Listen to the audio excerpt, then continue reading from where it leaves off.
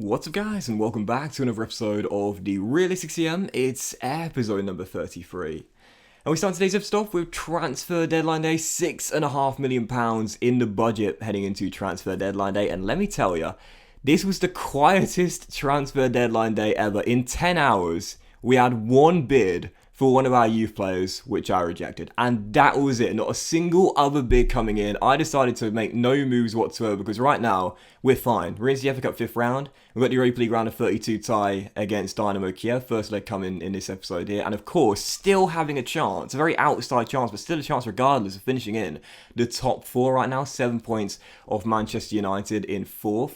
And you see the bids here on deadline day, the 3 major deals of the January window. Upamecano going to Real Madrid from Manchester United. Dani Olmo going from Leipzig to Manchester United. And Immobile leaving Barcelona to join Liverpool. Now, real briefly on this, I'll show you the scouting update, the academy update, and also look at our fixtures coming in February, including both legs against Dynamo Kyiv, and also a brief look at our squad as well. And you see the draw for the FA Cup 5th round as well. Real briefly on this, of course, the emphasis of this save is on realism, right? That is exactly how we've been trying to do things since the very beginning of the project. That is how I'm trying to maintain things.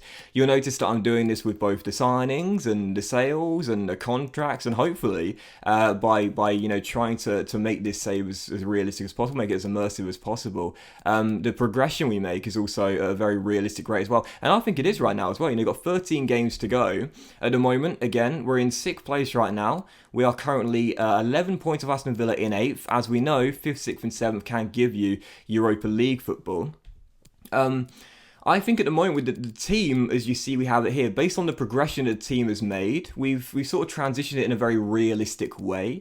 We've been looking to, again, keep the core mostly British and Irish. Obviously, Mbuemo is the exception to the rule, but of course, because he played Football League, football with Brentford in the Championship, you could say that's quite a realistic target for someone like Burnley to be looking at.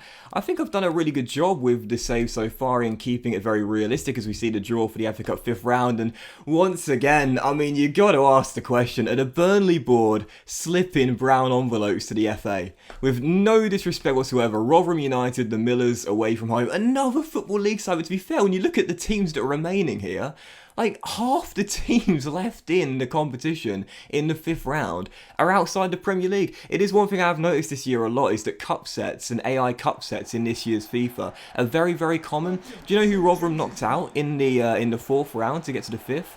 Arsenal. And I guess in a way it kind of, again, you kind of could see that happening based on what's happening in the game right now of the Gunners struggling this year, being in mid-table. I guess you could see that happening, but just in general, cup sets are really, really common in this year's FIFA. But again, another side outside the Premier League we have had, and I am the first to admit this, we have had so much luck in the cup draws, man, it is ridiculous. But yeah, in terms of the transfers as well, when the AI transfer market is so wild, I mean, Upamecano's gone from Leipzig to Manchester United to Real Madrid in the space of 3 seasons. Almost just joined Old Trafford. Immobile has gone to Barca and now to join Liverpool in a January transfer window.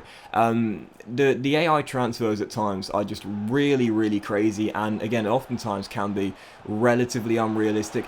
It's very hard to keep a save realistic when there are so many things going on that are totally outside your control. I can't influence those deals there. I can't influence that Upamecano deal. I can't influence the Immobile deal, or so on and so forth, and many others that we've seen throughout the save so far. All I can do is work with the team that I've got and the way I manage the team that I'm currently doing right now. So I think even a save at times in FIFA CM can be quite realistic. And one thing I wanted to discuss with you guys in today's episode, you see the first game of today's episode where it's in James Park against Newcastle United, aiming to get back-to-back wins on the back of the win against Nottingham Forest in the FA Cup 3rd round replay. But goodness gracious me, some Maximine in this game. I mean, seriously, absolutely unbelievable. Those games where you're playing a team, but it's like you're playing against one player who just continuously tears you apart. He was just pulling the strings in this game, man. He was at the heart of everything. Could not stop him as he assists Sean Longstaff here for the 4th goal in what was a destruction defeat away in the North East. But yeah, one thing I wanted to discuss with you guys today, and this is something I really, really want to get your opinion on. So obviously nowadays in FIFA CM, when you're configuring the game to start up the save, right, you can obviously look for what you would consider a more stricter, a stricter transfer market. Stricter and loose financial negotiations. Obviously in this save, you would have seen at the start to say we did strict. I normally do loose, but in this save I did strict for the realism purposes. I really hope in future versions of FIFA, and again, I don't know if you guys agree with this or not, but I hope you can have a setting where you can limit the amount of transfers that AI clubs can do in one window. And that includes with your team and other AI teams as well, because you often notice at the end of a transfer window, you'll be going through the clubs, as I always do on the final hour of transfer deadline day, to see what all the clubs did in the window. And you'll see the likes of, again, well, many teams, but let's just say like Spurs, for example. And Spurs have literally cleared out like half of their first team starters. You know, Son has gone, you know, and you know, Lloris has gone. And it's in the same window. They've like lost like 4 or 5 players, and big players as well, and then brought in like 3 to replace them. And you know, again, Manchester United, I always found Manchester United and Liverpool in this year's FIFA are very, very similar in that way. You know, like in one window, you know, they'll sign like 3 or 4 different stars, and they've lost like 3 or 4 of their own, and it's very, very unrealistic because there's no limit on the amount of transfers AI clubs can do, and players are constantly moving here, there, and everywhere in FIFA CM. I really feel as though that would be very beneficial for EA in the future, because I think one thing that EA forget at times is that immersion in the game is really, really, really important. Now, you know how it is, right? Now, if you're playing Ultimate Team, for example, and it's late at night, and you know you're literally grinding through, and you're literally like, one more game, you know, one more game, one more game, one more game, and it's the immersive feel that keeps you in it, you know.